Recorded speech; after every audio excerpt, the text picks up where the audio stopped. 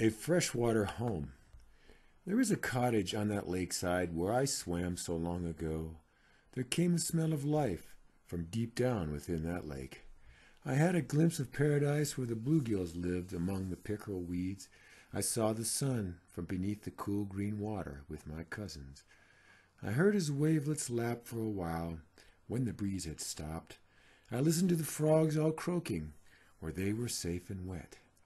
They said the lake was very deep and the water very good. They said fossil sand dunes still filtered the long rains of autumn. There is a dirt road down by the lake that is soft upon bare feet.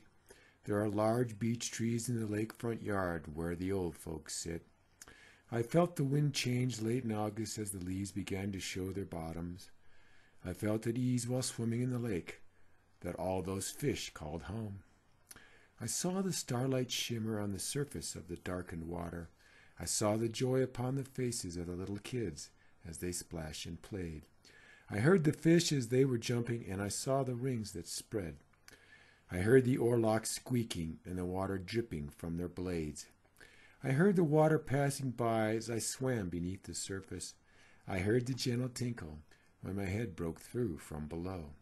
I knew that things made a wonderful and complex, but common sense.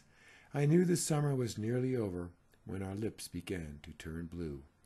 I felt the lake touch me from the dock when there was no breeze. I felt the bluegill tugging when the hook caught in his mouth.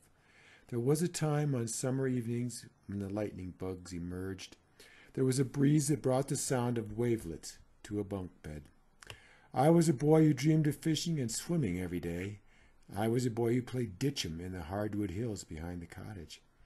I felt the cool stone floor of the cottage on those rainy summer days. I felt the warmth of the fireplace my uncle had built in the swirling mist. I heard the tinkle of the raindrops under water when it was quite still. I heard the explosion of the air in the water when I leapt from the dock. There is a road that is still not paved, stretching back to those days. There is a wondrous happiness in knowing we were there. I saw the babies in their cribs and the calm old ones sitting quietly together. I saw light rays wiggle greenishly and geometrically down into that good water. I knew the lake would, of course, be preserved just as the trees would be left to grow. I knew the world was made to last for at least 1,000,000 years.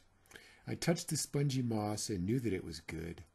I touched the surface of the lake and it clung upon my finger. There is a twilight full of peace in the presence of the lake. There is that group of quiet children before the modern age. I helped put in the dock and float the raft in good time for Memorial Day. I helped dig the worms, bail the boat, then caught and cleaned the fish. I saw the painted turtles with orange stripes on their faces. I heard the stories of all the people who were a part of that family. I was a man who once, thank God, came back to swim in that lake again. I was a man who was finally able to realize how very lucky he had been.